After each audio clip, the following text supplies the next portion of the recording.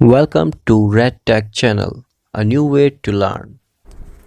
तो आज हम एमआरआई में पढ़ेंगे एमआरआई ब्रेन के बारे में। Please watch the previous video before watching this. The link is given in the description. So let's begin. MRI brain. अब इंडिकेशन की बात करें, यानी कि एमआरआई ब्रेन को किस किस स्थिति में किया जाता है, तो इसके इंडिकेशंस हैं, यानी कि हेडेक होने की स्थिति में। बाकी हम देखेंगे नॉन एक्यूट स्ट्रोक और कोई भी इनके लिए ब्रेन की कोई भी डिजीज़ जैसे कि brain tumour, metastasis, abscess, cerebral lesion, brain stem lesion, यानी कि कोई भी अगर पैथोलॉजी जो ब्रेन से रिलेटेड है उसके लिए हम एमआरआई ब्रेन करते हैं।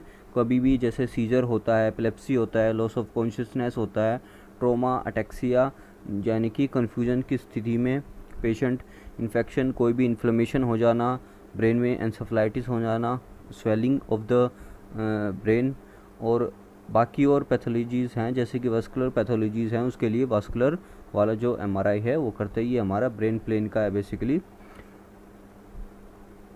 कोई भी मल्टीपल स्क्लेरोसिस और कोई भी बाय बर्थ जो एबनॉर्मलिटीज़ होती हैं उसको रूल आउट करने के लिए, और कोई बार पोस्ट ऑपरेटिव फॉलोअप होता है, यानी कि ऑपरेशन के बाद भी डॉक्टर एमआरआई सजेस्ट करता है। तो ये इंडिकेशंस है, यानी कि इन स्थिति में हम एमआरआई करते हैं या एक तरह से डॉक्टर सजेस्ट करता है एमआरआई ब्रेन का। अब कॉन्ट्रा इंडिकेशंस, यानी कि किस किस स्थिति में हमें जो एमआरआई ब्रेन है वो नहीं करना चाहिए। तो कॉन्ट्रा इंडिकेशन में सबसे पहला है कि कोई भी हमारा इलेक्ट्रिकल, मैग्नेटिक और मैकेनिकल एक्टिव इम्प्लांट नहीं होना चाहिए, जैसे कि हमारा कार्डियक पेसमेकर हो गया, कोक्लियर प्लांट यानी कि कान में हेयरिंग एड्स वगैरह। ये हमारे जो इम्प्लांट्स हैं वो इलेक्ट्रिकल, मैग्नेटिक या मैकेनिकल एक्टिवेटेड इम्प्लांट नहीं होने चाहिए। ये सब कॉन्ट्रा इंडिकेटेड हैं एमआरआई के लिए। ये नॉर्मल जो एमआरआई करते हैं उसके लिए भी कॉन्ट्रा इंडिकेशंस हैं, जैसे कि इंट्राक्रेनियल एनेरिज्म क्लिप होती है, जो अगर वो आयरन की बनी होती है तो वो कॉन्ट्रा इंडिकेटेड है, यानी कि उस स्थिति में हम एमआरआई नहीं कर सकते पेशेंट का, अनलेस अगर वो टाइटेनियम की हो। तो नाउअडेज जो क्लिप है जो ब्रेन में लगती है वो बेसिकली आजकल टाइटेनियम की होती है, और जो इम्प्लांट भी होता है वो कई बार टाइटेनियम यूज़ किया जाता है, तो उस स्थिति में हम एमआरआई कर सकते हैं। नेक्स्ट आता है हमारा प्रेगनेंसी।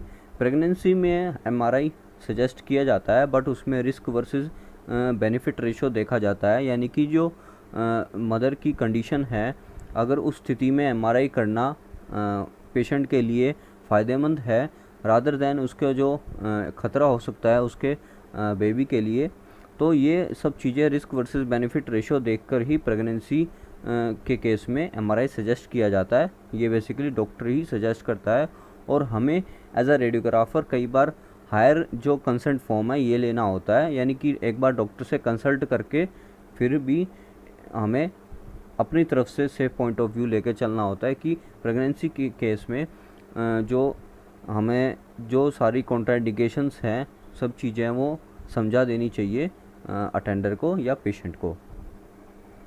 फेरोमैग्नेटिक सर्जिकल क्लिप्स, यानी कि जो भी आयरन से रिलेटेड हैं वो चीज़ें होंगी तो नहीं हो सकता। कोई भी मेटालिक फॉरेन बॉडी है, मेटालिक पार्ट भी होगा तो कॉन्ट्राइंडिकेटेड है एमआरआई के लिए। ये नॉर्मली है, कोई भी अगर एमआरआई करते हैं तो उसमें ये सब चीज़ें होंगी तो हम उसका जो एमआरआई है नॉर्मली नहीं करेंगे।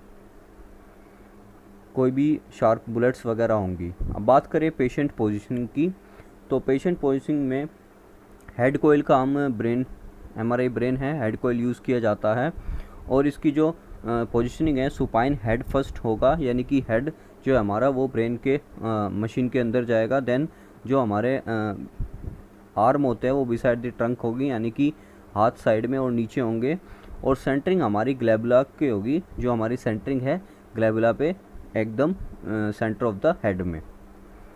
बात करें स्कैन रेंज की, तो अगर हम एक्सेल प्लेन से आइडिया लगाएं तो फोरामेन मैग्नम से लेके हमारे वर्टेक्स ऑफ द ब्रेन तक हमें स्कैन लेना होता है। स्लाइस थिकनेस की बात करें तो नॉर्मली स्टैंडर्ड जो है वो 5 mm होता है।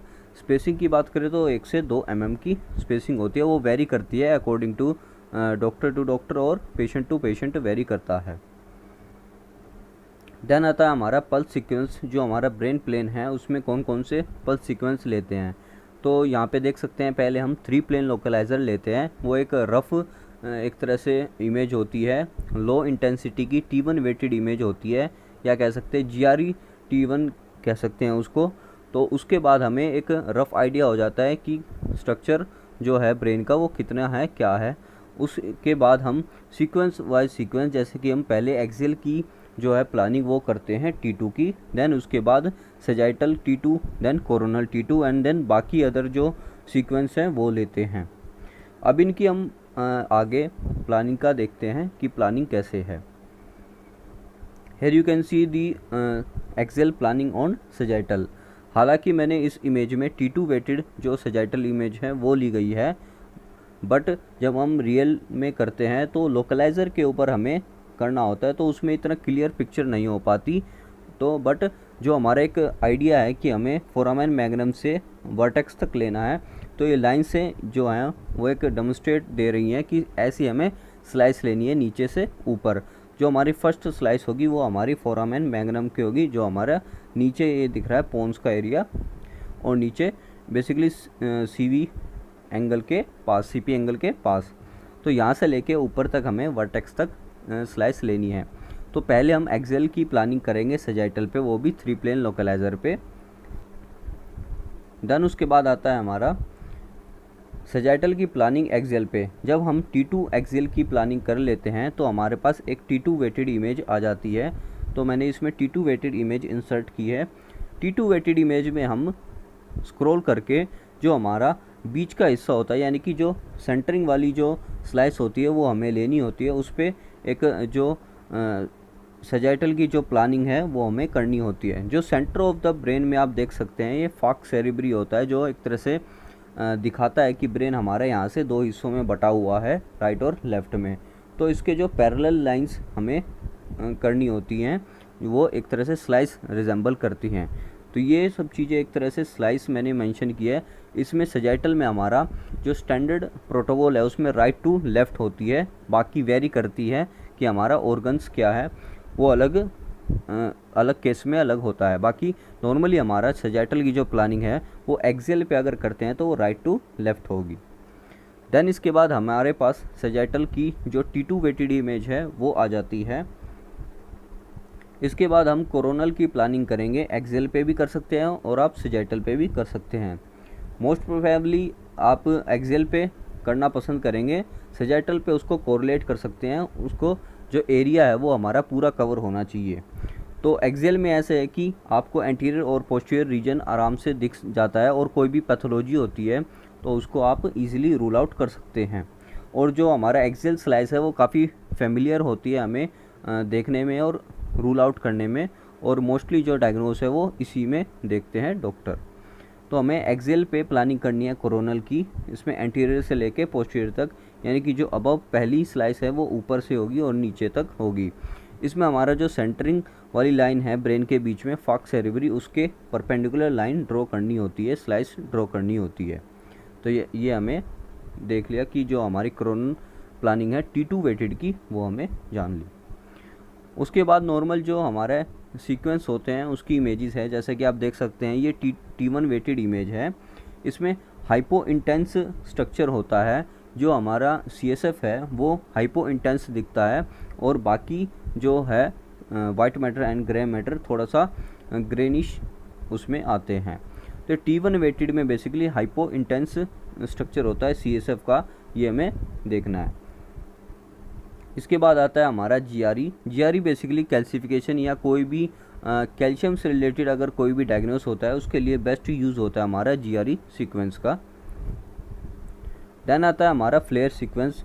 इसमें आप देख सकते हैं फ्लेयर और T1 वेटेड में ये डिफरेंस है कि फ्लेयर इमेज में हमारा जो CSF के जो सिग्नल्स है वो बिल्कुल नलीफाइड हो जाते हैं, यानी कि उसमें कोई भी सिग्नल नहीं आता, बिल्कुल ब्लैक दिखता है। और T1 वेटेड में वो थोड़ा हाइपो इंटेंस दिखता है।